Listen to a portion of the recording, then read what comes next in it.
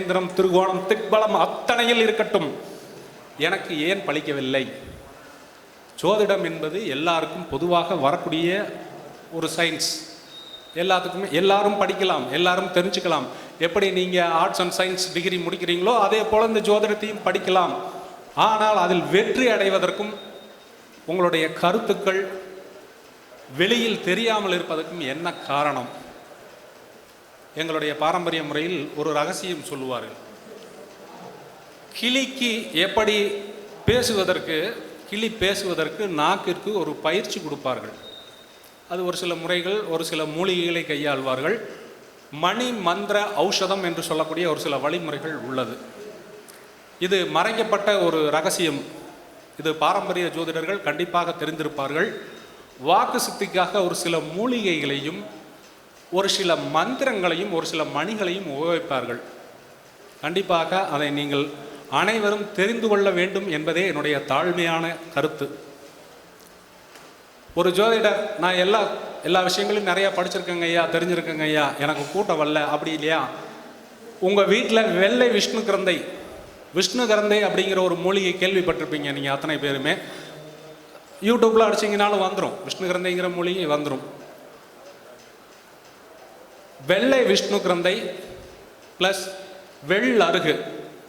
இப்போ முன்னாடி சகோதரி சொன்னார்கள், விநாயகருக்கு அருகு வழிபாடு சால சிறந்தது என்றது. அரச மரம் மற்றும் அருகு விநாயகருக்கு மிகவும் உகந்தது, நல்ல வழிபாட்டு முறை. குறிப்பாக இந்த வெள்ளருகும் வெள்ளை விஷ்ணு கிரந்தையும் இருக்கக்கூடிய இடத்தில் கண்டிப்பாக கூட்டம் வரும், ஜனவசியமும் நடக்கும், அங்கே உங்களுக்கு பணவசியமும் நடக்கும், நீங்கள் சொல்லக்கூடிய வார்த்தைகளும் பலிக்கும். அந்த ரகசியம் இந்த 2 மூலிகைகள் இடத்தில் உண்டு. வள்ளலார் 3 மூலிகளை காயகல்ப மூலிகைகளாக கூறியிருக்கிறார். ஒன்று தூதுவளை, 2வது கரிசலாங்கண்ணி, 3வது திருநீற்று பச்சிலை. அதாவது வாதம், பித்தம், கபம். இது 3ம் சரியாக இருந்தாலே நமக்கு எந்த நோயும் இல்லை, நம்ம உடம்பு ஆரோக்கியமாக இருக்கும் அப்படிங்கிறத அவர் ரகசியமாக சொல்லியிருக்கார். அதே போல் இந்த ஜோதிடத்தில் நீங்கள் வெற்றி பெற, இது என்னுடைய அனுபவத்தாலும் என்னுடைய பரிசோதனையாலும் மேலும் என்னுடைய நண்பர்களுக்கும் கொடுத்து நான் பரிசோதனை பார்த்த ஒரு விஷயம். இந்த வெள்ளருகு வெள்ளை விஷ்ணு கிரந்தை இந்த 2 மூலிகையும், மேலும் அதனுடன் குறிப்பாக தொட்டால் சுருங்கி என்று சொல்லக்கூடிய ஒரு மூலிகை, அது முள் இருக்கக்கூடிய தொட்டால் சுருங்கி, முள் இல்லாத தொட்டால் சுருங்கி என்று 2 பிரிவுகள் உள்ளது. முள் இருக்கக்கூடிய தொட்டால் சுருங்கி, இந்த 3 மூலிகைகளும் கண்டிப்பாக உங்கள் வீட்டில் வைத்து பராமரித்து பாருங்கள். கண்டிப்பாக நீங்கள் வைத்த 10 நாட்களில் இருந்து 15 நாட்களுக்குள் நிச்சயமாக அதனுடைய பலரை நீங்கள் உணர்வீர்கள். இந்த 3 மூலிகைகளுக்கும் வான்காந்த ஆற்றலையும் மற்றும் மனிதர்கள் எடுக்கக்கூடிய ஜீவகாந்த அலைகளையும் ஈர்க்கும் சக்தி அதிகம் உண்டு. எனவே இதை நடைமுறையில் பயன்படுத்தி அனைவரும் வெற்றி அடையுமாறு கேட்டுக்கொள்கிறேன். மேலும் உங்களுக்கென்று ஒரு தெய்வ வழிபாடு, ஒரு குரு வழிபாடை எடுத்துக்கொள்ளுங்கள்.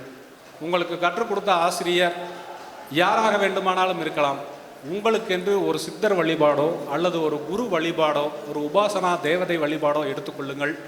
கண்டிப்பாக 100% இந்த ஜோதிடத்துறையிலே நீங்கள் அனைவரும் வெற்றி பெற வேண்டும் என்று எல்லாம் வல்ல எல்லா குருமார்களையும் நான் வணங்கும் பழனி ஆண்டவரின் பாதத்தையும் வேண்டி கேட்டுக்கொள்கிறேன். அனைவரும் வெற்றி பெற எல்லாம் வல்ல இறைவனை போற்றி வேண்டிக் கொள்கிறேன்.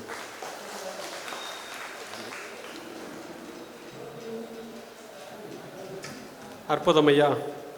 விழாக்குழுவின் சார்பாக உங்களுக்கு நன்றிகளை உரித்தாக்கின்றோம். தற்பொழுது விருதாச்சலம் புனிதரூபன் திரு ஞான சம்பந்தமூர்த்தி அவர்களை நமது நிறுவனர் குரு பாக்கியநாதன் ஐயா அவர்கள் பொன்னாடை பற்றி கௌரவிப்பார். மேடைக்கு வரும்படி அன்புடன் அழைக்கின்றோம்.